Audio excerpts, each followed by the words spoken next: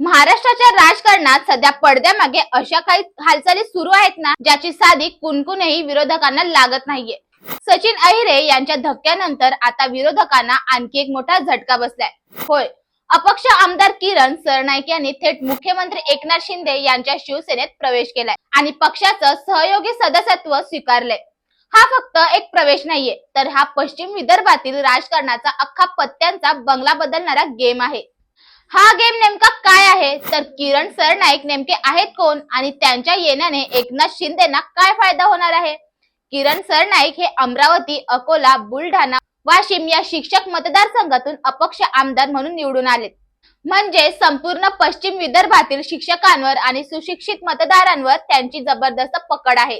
आतापर्यंत ते अपक्ष म्हणून काम करत होते, पण आता त्यांनी अधिकृतपणे शिंदेच्या शिवसेनेला पाठिंबा दिलाय.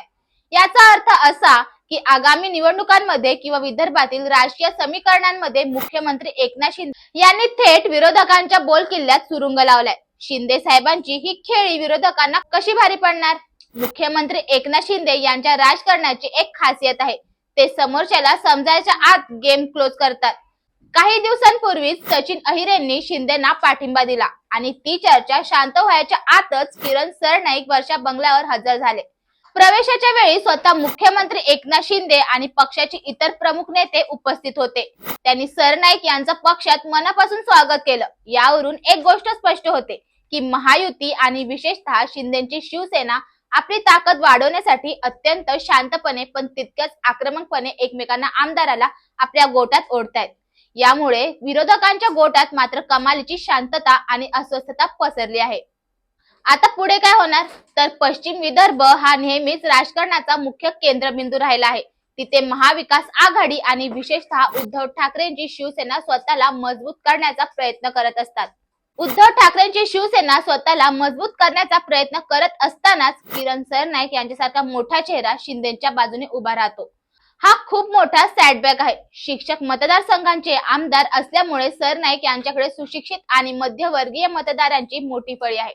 त्यामुळे हा पाठिंबा फक्त एका आमदाराचाच नाही, तर हजारो मतदारांचा काळ बदलणारा ठरू शकतो. निवडणुकी जवळ येत असताना अशी पक्षांतर आगामी सत्तेचा रस्ता ठरवत असतात. मित्रांनो, सचिन अहिरे आणि आता किरण सरनाईक शिंदेची गाडी सुसाट सुटली आहे. हा सिलसिला इथेच थांबणार नाही, अशी चर्चा राजकीय वर्तुळात आहे. अजूनही काही मोठे चेहरे शिंदेच्या संपर्कात असल्याचा वावड्या उठत आहेत. आता पाहण्यासारखं हे असेल की विरोधक या धक्क्यातून सावरून पलटवार कसा करतात, की मुख्यमंत्री एकनाथ शिंदे अशीच एकामागून एक विकेट घेत राहणार. तुम्हाला काय वाटतं, शिंदे साहेबांची ही राजकीय खेळी आगामी काळात गेम चेंजर ठरेल का? कमेंट करून नक्की सांगा आणि अशाच राजकीय अपडेटसाठी एक विचारला फॉलो करा.